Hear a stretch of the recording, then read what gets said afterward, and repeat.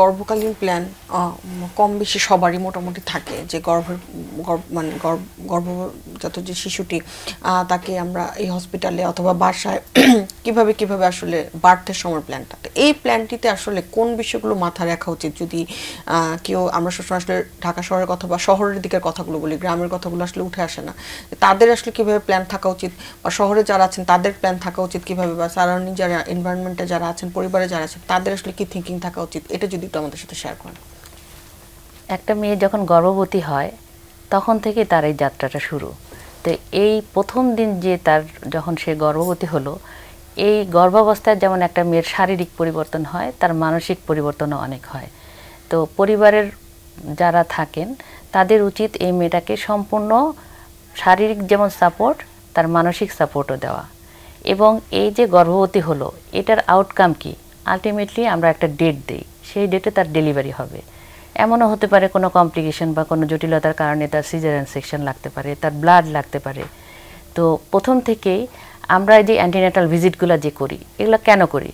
এগুলো করার একটাই উদ্দেশ্য যে আমরা যেন কোনো কমপ্লিকেশন পাই সেটা যেন আর্লি পাই, এবং আর্লিয়ার যদি পাই, আমাদের যত আর্লিয়ার ডিটেকশন তত ভালো চিকিৎসা এবং তত ভালো আউটকাম, ফলাফল, সুস্থ মা সুস্থ শিশু।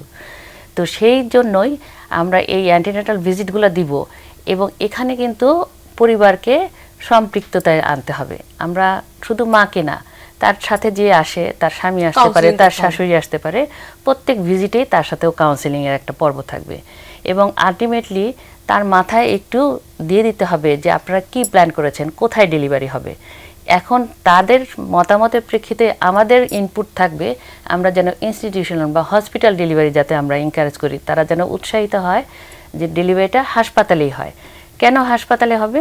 ডেলিভারি যদি হাসপাতালে হয় সেক্ষেত্রে কিন্তু ডেলিভারি সংক্রান্ত যে জটিলতাগুলো, যে ব্লিডিং হওয়া, পিপিএইচ হওয়া, এগুলো কিন্তু হাসপাতালে যেভাবে ম্যানেজ হবে বাসায় কিন্তু সেভাবে ম্যানেজ হবে না। বাসায় যদি কেউ একজন খুব ভালো স্কিল পারসনও যায়, তাও কিন্তু সে ওইভাবে ম্যানেজ করতে পারবে না। সুতরাং আমাদের টার্গেট থাকবে হাসপাতালে যেন ডেলিভারি হয়, সেই রকমভাবেই যেন পরিবারটা প্ল্যান করে। এটাকে আমরা বলি বার্থ প্ল্যানিং। তো এই যে হাসপাতালে যাবে, এই হাসপাতালে যাওয়ার জন্য আমি বাসা থেকে আমার হাসপাতাল পর্যন্ত, সুতরাং ট্রান্সপোর্ট লাগবে।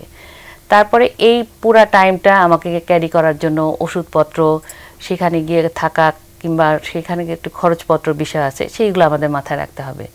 তারপর তার সাথে কে যাবে, কিংবা তার ওই সময় ডেলিভারির সময় ব্লাড লাগতে পারে, সেই ব্লাড গ্রুপ অনুযায়ী তার একজন ডোনার লাগতে পারে। তাহলে এই যে আমরা পরিকল্পনা যে করি, এই পরিকল্পনাটা যে হাজবেন্ডে যাওয়ার প্ল্যান থাকে বাট তারা কর্মক্ষেত্রে থাকছে, হঠাৎ করে তাদের একটা ইমার্জেন্সি সিচুয়েশন হয়, তখন সময় যাতে যেতে পারলো না, ব্যাকআপ থাকতে পারে, বা এরকম প্ল্যানও রাখতে হবে। এরকম প্ল্যানও রাখতে হবে যে তার সাথে কে যাবে। আমরা চাই যে একজন মহিলা যাক, ঠিক আছে? কারণ প্রথমেই আমরা উন্নত দেশগুলোতে হাজবেন্ডকে খুব ইন্সপায়ার করা হয় যে ডেলিভারির সময় থাকে, কিন্তু আমাদের পার্সপেক্টিভে অতটা হয় না।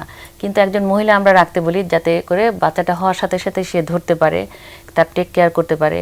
বাসার যে মহিলা সদস্যটি আছেন তারা যদি সাথে থাকেন, তাহলে এখানে একটা বলার বিষয় আছে যে অনেক সময় মানে পানি ভেঙে যাচ্ছে, বা অনেক সময় দেখা যাচ্ছে ব্লিডিং এর মতো হচ্ছে, তো এই সময়টাতে একদম লাস্ট টাইমিস্টারে গিয়ে এই সমস্যাগুলো যদি হয়, তাহলে কি আসলে কি করা উচিত? তখনই আসলে কি মানে কি প্ল্যানটা করা উচিত বা কি করা উচিত সেটা যদি একটু বলেন। আচ্ছা, পানি ভেঙে যাওয়া বা রক্ত ভাঙা, হ্যাঁ, এটা খুব কমন, এটা একটা ডেলিভারির একটা পার্ট। তো এরকম যখন হবে, প্রথম কথা হচ্ছে ভয় পাওয়া যাবে না, প্যানিক হওয়া যাবে না।